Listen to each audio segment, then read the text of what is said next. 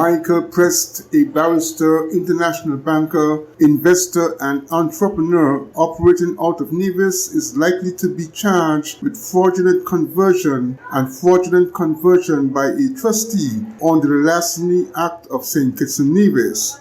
When an order was made for his arrest under 2 counts on the island of Nevis in 2021, Prest filed an application for judicial review, which was dismissed on 18 March 2022. Prest then appealed for a stay of execution of the 2 warrants of arrest, which was dismissed by the Court of Appeals on 27 September 2022. Prest's legal team had argued that the warrants for his arrest would not have been signed if certain information was before the presiding magistrate. However, in making his judgment on the appeals case, Justice Ermin Moit wrote in part, quote, "There is, however, no evidence that all or even part of that evidence was not before the magistrate when she made her decision, and I express serious doubt that a warrant should be placed in abeyance to allow a potential defendant to embark on a fishing expedition regarding the evidence which was before the magistrate when the very warrant was issued to ensure that he appears before the very court to answer to the charge. He is entitled to full disclosure of the evidence against him in the criminal proceedings," end quote. Prest is now being sought by the St. Kitts and Nevis Police Force to face the said charges. According to a press release signed by the Acting Director of Public Prosecutions, the state is entitled to enlist the support and the services of Interpol to issue an international arrest warrant if Prest fails to surrender and to submit to the criminal process on Nevis. Prest is believed to be presiding over the Bank of Nevis International Limited and the Bank of Nevis International Trust Services Incorporated. Glenn Bart reporting for SK Newsline. The IMF Annual Meeting Report on SK Newsline is brought to you by the St. Kitts Nevis Anguilla National Bank and Hope Economics.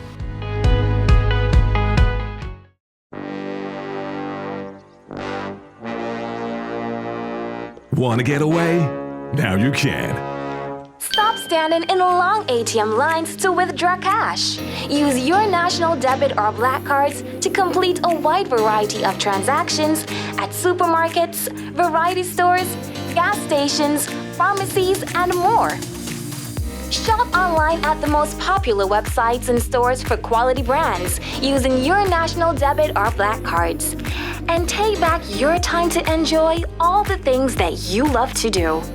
Remember, instead of waiting in long ATM lines to withdraw cash, use your national bank cards today. National Bank, always here.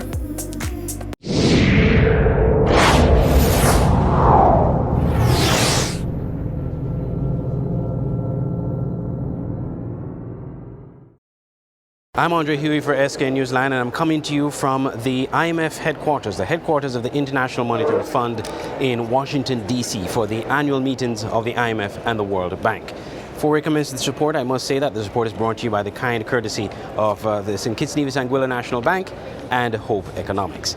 Now, the second day of the IMF World Bank meetings on Tuesday, we saw the Global Economic Forum, the Global Economic Outlook press conference, which was held on Tuesday morning. And the gist of that press conference is that the global economic outlook for 2022 going into 2023 is rather grim. In fact, the IMF chief economist, Mr. Pierre-Olivier Gourinchas, basically said the worst is yet to come.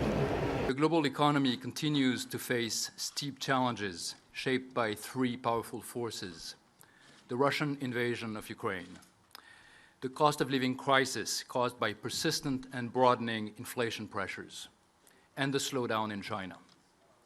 Our global growth forecast for this year is unchanged at 3.2%, while our projection for 2023 is lowered to 2.7%, 0.2 percentage points lower than the July forecast.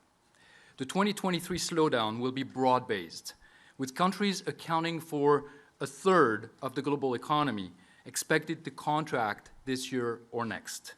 The 3 largest economies, the United States, China, and the euro area, will continue to stall. In short, the worst is yet to come, and for many people, 2023 will feel like a recession. In the United States, the tightening of monetary and financial conditions will slow growth to 1% in 2023. In China, we have lowered next year's growth forecast to 4.4% due to a weakening property sector and continued lockdowns. Mr. Garincha also pointed out that the energy crisis will be a serious problem for many countries. The slowdown is most pronounced in the euro area, where the energy crisis caused by the war will continue to take a heavy toll, reducing growth to 0.5% in 2023. Almost everywhere, rapidly rising prices, especially for food and energy, are causing serious hardships for vulnerable households. Despite the slowdown, inflation pressures are proving broader and more persistent than anticipated. Global inflation is now expected to peak at 9.5% in the third quarter of 2022, before decelerating to 4.1% by 2024. Inflation is also broadening beyond food and energy. Global core inflation rose from an annualized monthly rate of 4.2% at the end of 2021 to 6.7% in July for the median country. During the press conference, Mr. Garincha and the other IMF officials, they spoke about the importance of proper financial policies to put in place in order to tighten inflation and by extension keeping the economy stable. Throughout the course of the meeting, which continues throughout the rest of the week, we will hope to have meetings with, or rather interviews with various officials. We did speak to the governor of the Eastern Caribbean Central Bank, Timothy Antoine, who was also here. He participated in a meeting of Caribbean leaders which took place on Tuesday afternoon, and he also participated in a forum on Wednesday morning. We'll provide you more updates on that as we go along. And we also hope to have interviews with the other Caribbean officials and officials from the IMF directly relating to St. Kitts and Nevis and the rest of the Eastern Caribbean. We can provide you more comprehensive reports throughout the course of this week, so stay tuned right here on SK Newsline for the details. Reporting from the IMF headquarters in Washington, D.C. for SKN Newsline, I'm Andre Huey.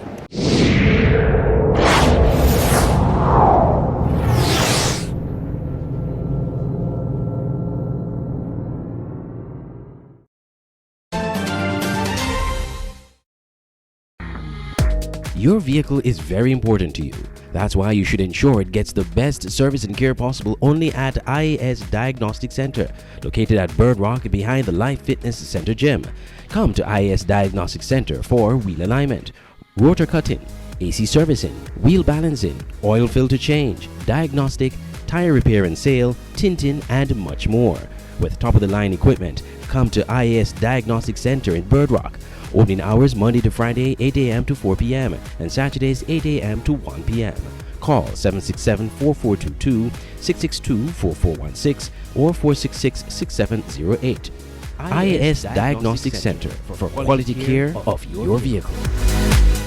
Smart and Island Electronics brings to you the Super Summer Cool-On Sale from July 21st until October 30th. Get amazing discounts on the widest range of gadgets, electronics, and appliances. But because it's summer, you get double discounts on hall fans, refrigerators, and air conditioners. And don't forget to ask about our easy layaway plans. Good news for the people of Nevis. Smart Electronics is coming to Nevis at a convenient location just opposite Best Buy. So visit our stores at Smart Electronics on Port Zonte and Island Electronics on Ford Street. Terms and conditions apply. All COVID-19 protocols will be observed.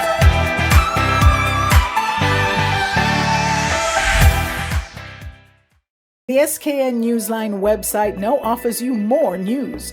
Log on to www.sknnewsline.com for local, regional, and international news. You can also watch the latest newscast and keep abreast with news in sports, all from sknnewsline.com. That's www.sknnewsline.com. News at your fingertips. Nestled between evergreen mountains and the Caribbean Sea on the island of St. Kitts is the Millhouse Guest House and Convention Center. With breathtaking views, a rugged, beautiful shoreline, and immaculate manicured gardens make this the perfect location for your holiday, event, or wedding. with a large convention center, apartments with balconies providing stunning views, and a secluded cottage for larger family groups or honeymooning couples looking for some privacy. We have something for everyone. Book your stay at www.millhouseskn.com or visit our Facebook page, the Millhouse Guest House and Convention Center, an oasis of tranquility. The body of one of two victims has been identified following a house fire on Nevis that is believed to have started during an altercation between a man and a woman at Ramsbury Pollock Road, Charlestown. Identified as 37-year-old Stanford Azor, a police statement indicated he was a national of Guyana who resided at a separate residence also in the Ramsbury Pollock Road area. Police are yet to officially identify the female victim, also found in the burnt-out building. However, SKN Newsline was told by a source that both victims knew each other and were involved in a major fight prior to the fire. Another female, Sharon Lech of Pollock Road, who attempted to stop the fight, was stabbed and underwent emergency surgery at the Alexandra Hospital. She is now listed in stable condition, police reported. Meanwhile, police are urging persons with information about this incident to contact the Charleston Police Station 469-5391 or to use the crime hotline number 707. In another developing crime story, police and the Customs and Excise Department have charged 5 crew members of the MV Elizabeth C for various drug-related offenses. Police laid charges for the offenses of possession of cannabis with intent to supply, importation of cannabis, possession of cocaine with intent to supply, possession of cocaine, and the importation of cocaine. Customs laid charges of fraudulent evasion of cannabis, fraudulent evasion of cocaine, concealment of cannabis, concealment of cocaine, and false declaration of documents. Customs also laid an additional charge on one of the crew members who is believed to have modified the vessel to conceal and carry the contraband substances. Glenn Bart reporting for SKN Newsline.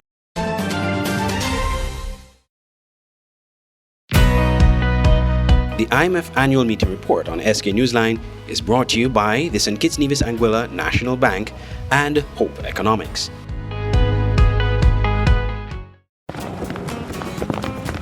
Mimi, what's that song? There is no better time to discover what your National Bank Visa debit card can do. It can get you out of a pickle. Using my National Bank Visa card is fast, secure, and convenient. Cashless SKN is our new lifestyle choice. National Bank, always here.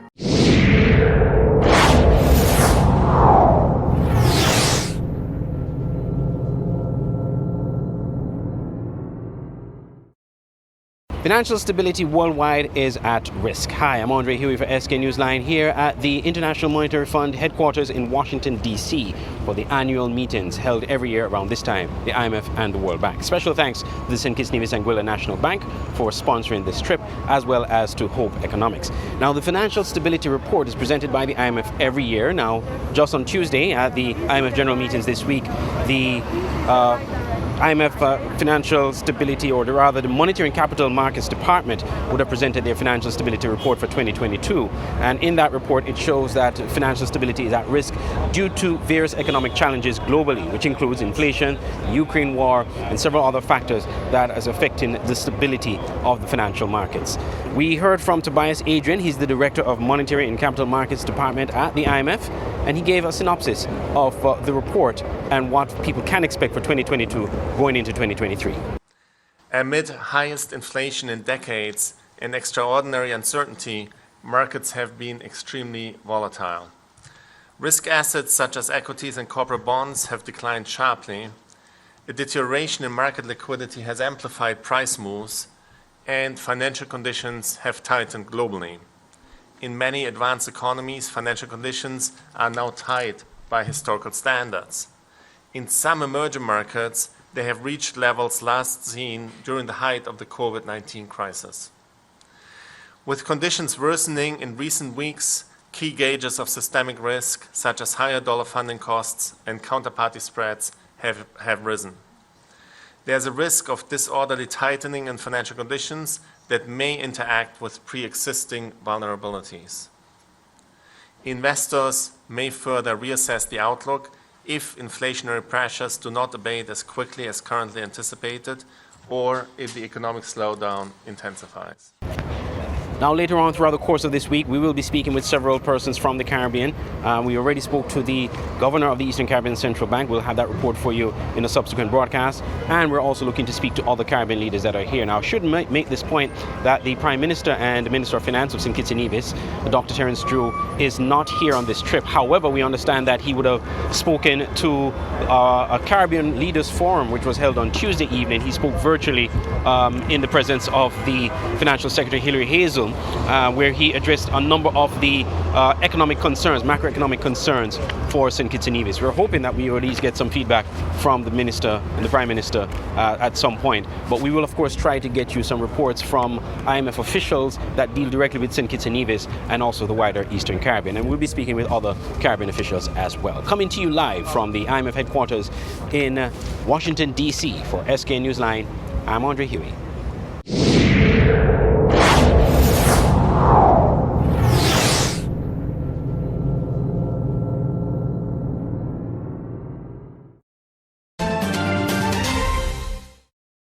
The Water Board is to be reactivated according to Dr. Marcus Natter, Cabinet Secretary, in his report dated 10th October 2022, following a Cabinet meeting led by Prime Minister Dr. Terence Drew.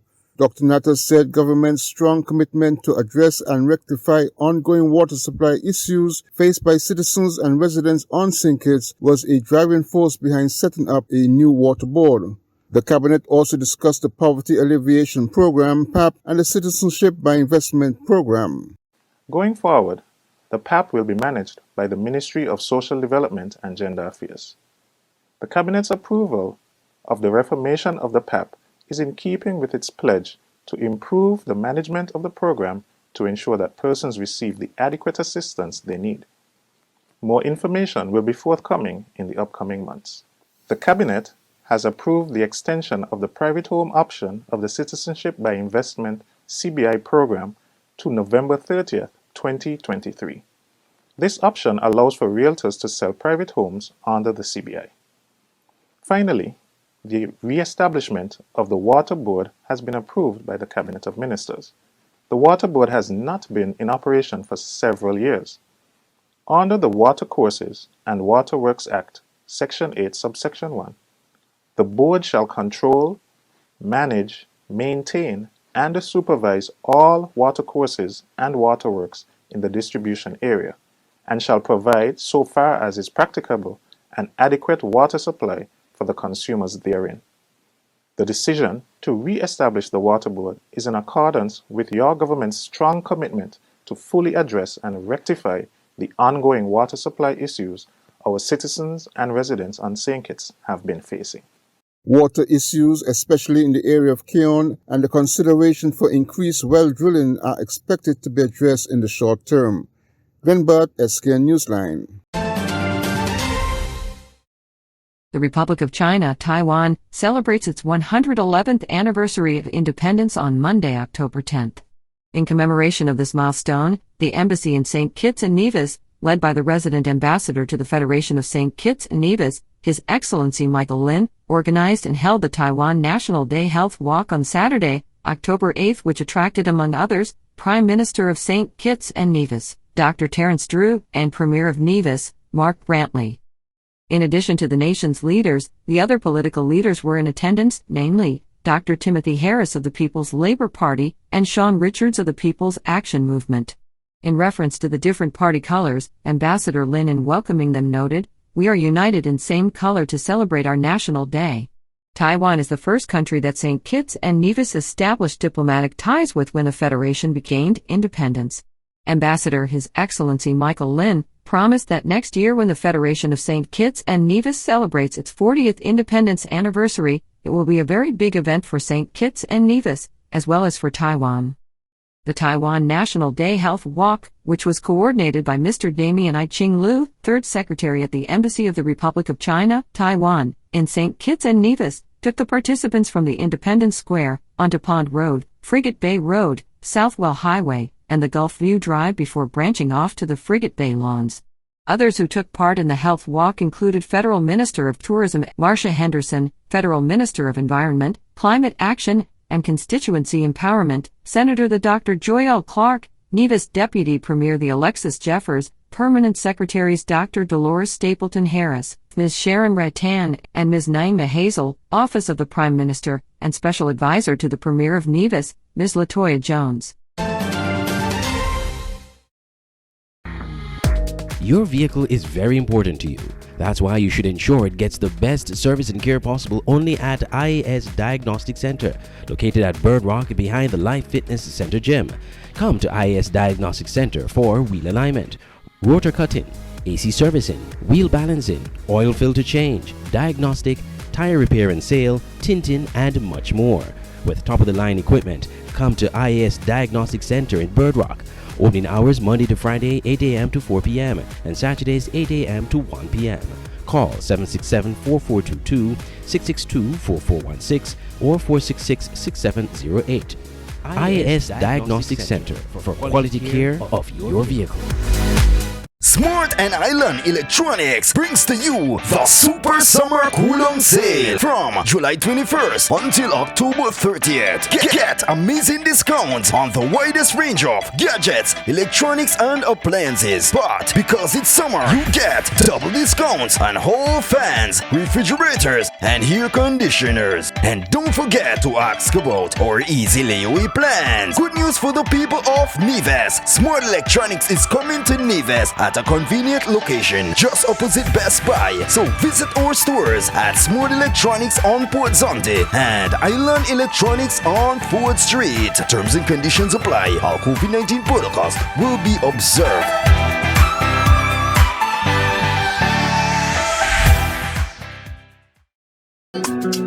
Online radio has never been this great. It's Voice of the Caribbean Radio at voiceofthecaribbean.net. Tune into Voice of the Caribbean Radio for great Caribbean programs, news, entertainment, sports, and current affairs. Wake up each morning and be inspired with One Day at a Time with Kim Huey. Stay abreast with news across the Caribbean and internationally with the Caribbean News Hour, and be entertained with shows like Reggaeville, Caribbean Classics, and Jive Music Show. Visit our website, download our Android mobile app, or listen us on TuneIn Radio. There is so much more on Voice of the Caribbean Radio, reaching the Caribbean and beyond. Check website or app for program schedule. Auto Plus Car Wash, located on the College Street Gut, Bastille, St. Kitts. Bring your car to Auto Plus Car Wash to remove water stains, wiper marks. Get your doors, roof panel cleaned, seat floor mats, buffing, headlights, and engine wash. You get quality service at the best price at Auto Plus Car Wash. They really care for your car. Call 765-5140 or visit them on the College Street Gut, Bastille, St. Kitts. Auto Plus Car Wash, where the service is number one. If you're looking for a place to host that special event, conference, meeting, social event, party, whatever the occasion, your best option is the Millhouse Convention Center in Palmetto Point, St. Kitts. Located on the picturesque Garvey's Estate, the Millhouse Guest House Convention Center has enough space for outdoor events overlooking the Caribbean Sea. If you're looking indoors, the center is equipped with amenities needed to make your event a success. And by combining both spaces, you're sure to have a memorable event, no matter the occasion. Call the offices at Millhouse Guest House and Convention Center to book your next event on simply the most beautiful place in St. Kitts. Call 668-1392. Millhouse Convention Center at Garvey's Estate, Palmetto Point, St. Kitts. Making your event memorable.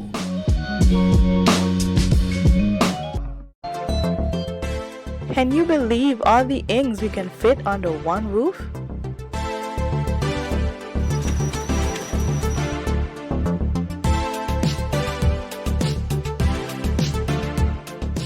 We're here to help your small business any way we can.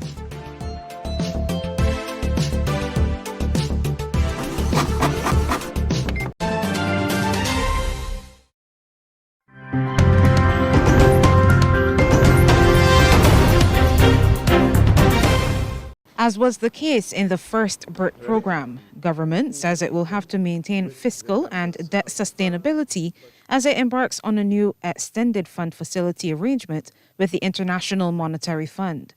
This time around, Prime Minister Mia Motley says the focus will be on growth. According to the Prime Minister, the implementation of reforms at state-owned enterprises, including establishing public-private partnerships, will be a critical feature of the revised program.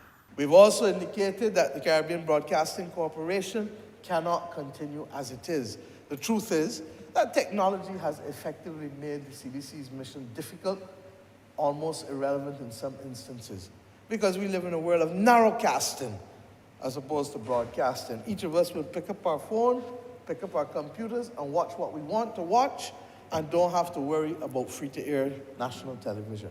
So those models cannot continue with business as usual. Prime Minister Motley has also touched on the Transport Board. We already see where it is going with a number of private owners in the TAP program, the Transport Augmentation Program, which the government started before COVID. And I am aware that the Deputy Prime Minister has been meeting with the sector and has also been putting us in a position where she will continue the discussions with the unions with respect to us moving to a mass transit authority that will allow for the effective regulation of what is already predominantly a private-run sector.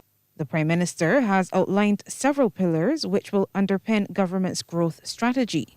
With authorities close to overcoming hiccups with the regulatory environment for the renewable energy sector, she expects to see a massive unleashing of projects from the beginning of next year. Low and middle income housing is also a focus, and 350 Juravilla homes from Guyana should be available in a few months.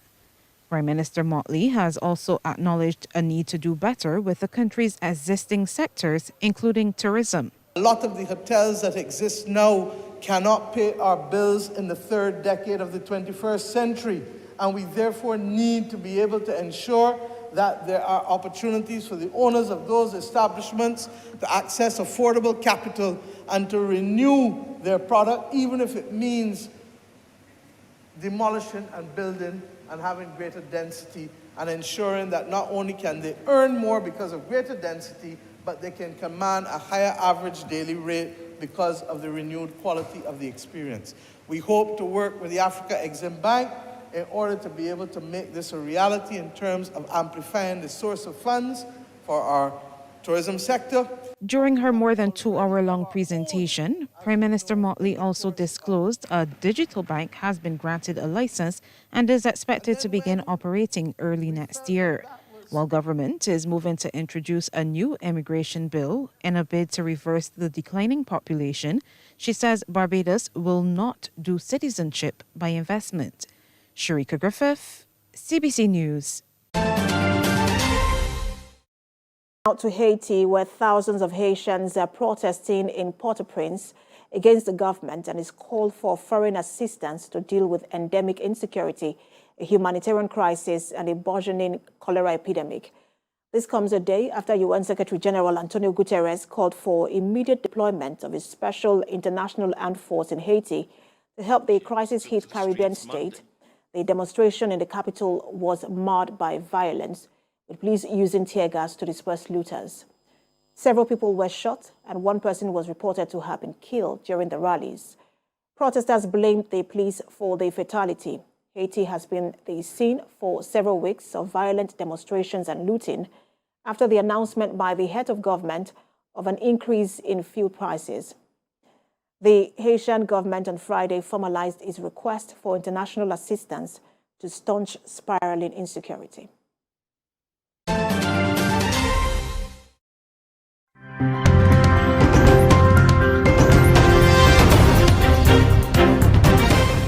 The Kremlin then is showing emphatically that it still has the ability to up the pain level But as to the point of that, when Ukrainians breathe defiance, well, that goes to the heart of the strategies being employed by the two sides. This morning in Kyiv, and a power plant is hit. Moments later, the second cruise missile passes overhead.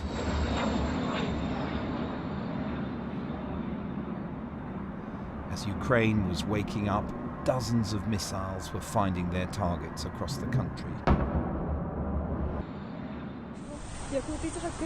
At Kyiv University, a young student had a close escape.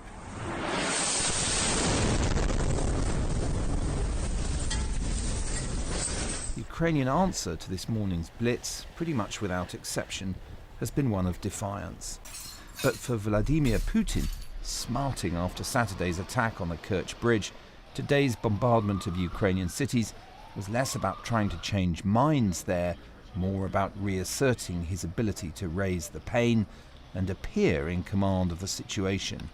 Today he promised to defend Russia with all the means at his disposal.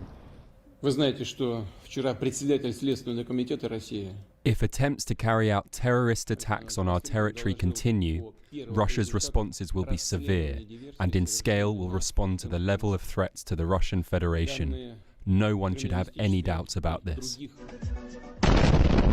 With these strikes delivered today, the Russian leader has tried to tell the world that he won't accept defeat in Ukraine and has no qualms about targeting civilian infrastructure, regardless of the human cost. From the start, he's been saying that, look, Russia is a superpower, nuclear superpower. It has greater power, greater ability than Ukraine. Ukraine has been supported by the West, but Russia still has the capacity to basically take this to the final mile and still win this conflict, simply because it has the capability for a long, drawn-out effort. But after a series of setbacks recently on the battlefield, Russia's aims appear now to be set around not losing rather than winning, trying to lock in territorial gains and freeze the conflict. And to do that, their strategy now extends to trying to threaten Ukrainians with privations this winter. First of all, we knew that Russians will be attacking our heating and energy stations, and have been talking about it with our partners, I think, in June. So what is happening right now is not news for us. The issue is that we were unable to prepare for it because we didn't have enough of the Air Force protection systems. And still on the 8th month of war, we did not get the fighter jets that we needed to protect ourselves from the attack. But what is done. And right now we'll have to prepare to a very cold winter without enough of the infrastructure to support Ukrainians in this matter.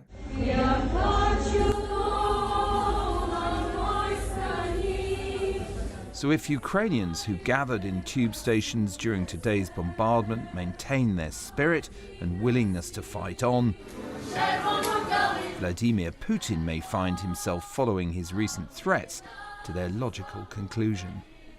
Ultimately, what the message that Putin is trying to project is that Russia is willing to go all the way, including the use of nuclear weapons, to win this conflict. Now, we might actually say that this is a form of a bluff on his part, although he has been saying that he is not bluffing, but that's, of course, what you would say if you were bluffing, right? So today's bombardment marks one more turn on the dial of escalation and another moment of grief and bitterness that will make finding a way to stop this even harder. The International Monetary Fund, an institution that promotes global economic stability and perhaps a lender of last resort, or, as some say, an outdated organization whose policies damage the social and cultural fabric of a country. Let's take a closer look. The IMF was founded in 1944 at Bretton Woods in the United States. Since then, its membership has grown from 44 countries to 190. The IMF says it monitors the economic health of member countries and provides loans for governments in economic distress. 2 years ago, at the height of the COVID-19 pandemic, more than 100 nations requested bailouts from the IMF. Here's our correspondent Alan Fisher reporting on those loans. From its headquarters here in Washington, the International Monetary Fund has put together a $9 trillion pot to help countries deal with the COVID crisis. Most of that money has come from the G20, the world's richest nations, and more than 100 countries have asked for help. Now, this is the IMF map of where money was distributed. Among those helped, $2.7 billion to Egypt, $411 million to Ethiopia, $361 million to Bosnia-Herzegovina. More recently, Sri Lanka received $2.9 billion after its economy faced collapse. It ran out of money for food, medicine, cooking gas, and fuel. But critics of the IMF say it is outdated and ineffective. Of the 89 developing countries that received IMF loans between 1965 and 1995, more than half were no better off afterwards. In fact, 32 were poorer. Other critics question whether many nations which borrow money from the IMF have the ability to repay it. Now you're saddled with additional debt from the IMF, then some sort of longer-term plan and program is likely going to have to step in to help countries through that. Now, the IMF is downgrading its forecast of 2.9% global growth in 2023. It says that's because of the increasing risk of recession and financial instability. Far from being transitory, as we thought, inflation is much more persistent. High energy and food prices, tighter financial conditions, lingering supply disruptions decelerate growth.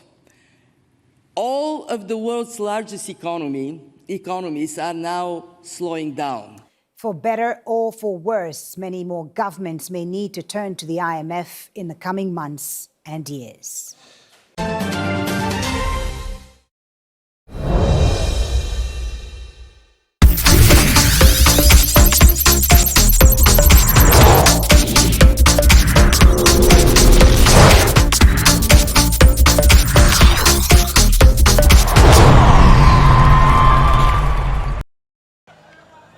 Bottom of the table, Hills United took the lead against the leaders FC Phoenix from the penalty spot, Kadeem Hamilton tucking it in from 12 yards after 57 minutes. 2 minutes later, Phoenix were awarded one of their own, Leandro Williams taking responsibility and bringing them back level. They never looked back. Jaheim Harry eventually got the ball under control and unleashed the go-ahead goal in the 62nd minute. Jariel Arthur popped up at the end of a well-worked corner to make it 3-1 in the 68th minute. The fourth came in the 86th after a fatal blunder. And Michael Jem Gordon put the exclamation mark on the comeback to keep Phoenix unbeaten in 5 and to give them a 3-point lead over second-place Lambo. Lambo went ahead in only the 6th minute of their match against Bethel United, a Jariel Stephen own goal responsible for their advantage. TJ Cadiz cancelled out his teammate's gaff with a simple finish after some excellent solo approach left the Lambo backline for dead. After a hard-fought match that saw finishing let both teams down, Anson Campbell took matters into his own hands and blasted the decisive goal from distance to give Lambo their 3rd win of the season and to keep them in touch with the leaders. On Sunday, Central Conference leader Stokely Vale SC met mid-table aspirant Mason Hall Police Youth Club and went ahead after strolling top field from defense to attack in the 8th minute. In the 20th, they doubled that advantage after again getting past the Mason Hall Police Youth Club defense too easily. More of the same in the second half. 55th minute, Mason Hall gave away a free kick but was still made to pay from 25 yards. Goal number 4 came in the 66th. Stokely Vale just too much for their opponents. And the final kneel eventually came in the 79th as Stokely Vale remained at top, 2 points ahead of Signal Hill United, who have a game in hand. Kent Fuentes, TTT Sports.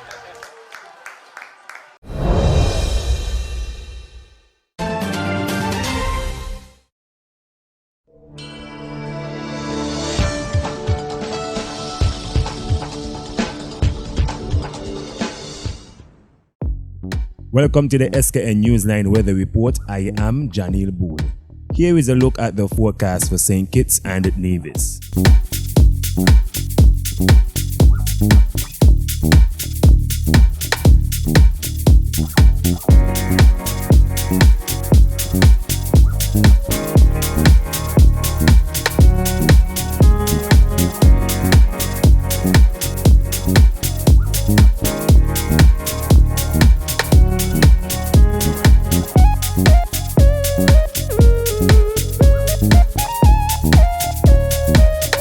For a more detailed weather report, visit our website at www.sknnewsline.com.